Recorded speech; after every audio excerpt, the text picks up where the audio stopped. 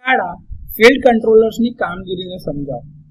તો સ્કાડાના જે field controllers છે એ રિમોટ લોકેશન એટલે કે સબસ્ટેશન અથવા તો પાવર પ્લાન્ટ જ્યાં આગળ હોય ત્યાં આગળ એને ઇન્સ્ટોલ કરવામાં આવે છે.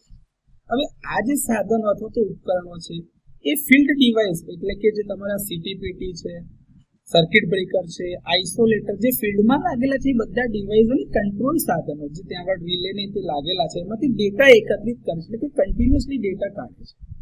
મુખ્ય field controller remote terminal unit એટલે કે RTU અને PLC છે જે પ્રોગ્રામેબલ લોજિક કંટ્રોલર છે, કારણ કે બધા ઇનપુટ આ લોકોને મળે છે. હવે ફિલ્ડ કંટ્રોલર્સ છે એ પાવર સિસ્ટમમાં ઇન્સ્ટોલ્ડ સેન્સર અને મીટરમાંથી સિગ્નલ કન્ટિન્યુઅસ મેળવ્યા કરે છે.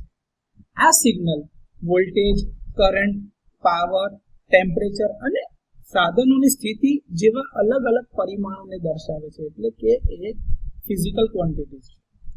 હવે કંટ્રોલ સિગ્નલ જે છે એનાલોગ ટુ ડિજિટલ કન્વર્ટરનો ઉપયોગ કરીને એનાલોગ સિગ્નલને ડિજિટલ સ્વરૂપમાં રૂપાંતરિત કરે છે અને ત્યારબાદ આ ડેટાને પ્રોસેસ અને કમ્યુનિકેશન માટે ફોર્મેટ કરવામાં આવે છે. જેવો આ ડેટા ફોર્મેટ એટલે કમ્યુનિકેશન માધ્યમ દ્વારા એને મેઇન કંટ્રોલ નેટવર્ક એટલે કે તમારું મેઇન સ્કાડા કમ્પ્યુટર જે નેટવર્કનું મેઇન કંટ્રોલ સેન્ટર છે જેને મેઇન ટર્મિનલ યુનિટ કહીએ છીએ ત્યાં સુધી કોમ્યુનિકેશન ચેનલ દ્વારા ટ્રાન્સમિટ કરવામાં આવે છે, જે ઓપરેટરને રિયલ ટાઈમમાં આ સિસ્ટમનું મોનિટર કરવાની પરવાનગી અથવા તો છૂટ આપે છે, જેના કારણે તમારી પાસે રિયલ ટાઈમનો ડેટા છે. હવે ફિલ્ડ કંટ્રોલર્સ છે કોમ્યુનિકેશન સિસ્ટમ દ્વારા MTU માંથી કમાન્ડ પાછો મેળવે છે અથવા તો કંટ્રોલ કમાન્ડ મેળવે છે. આ કમાન્ડ્સમાં સર્કિટ બ્રેકર્સને ઓપન કરવા કે બંધ કરવા, સ્વિચિંગ ડિવાઇસ ચાલુ બંધ કરવા માટે, રિલે ઓપરેટ કરવા માટે, આઇસોલેટર ઓપન ક્લોઝ કરવા માટે, અર્થ સ્વિચ આ બધાના માટેના કંટ્રોલ સિગ્નલ એ તમને MTU થી મળે છે.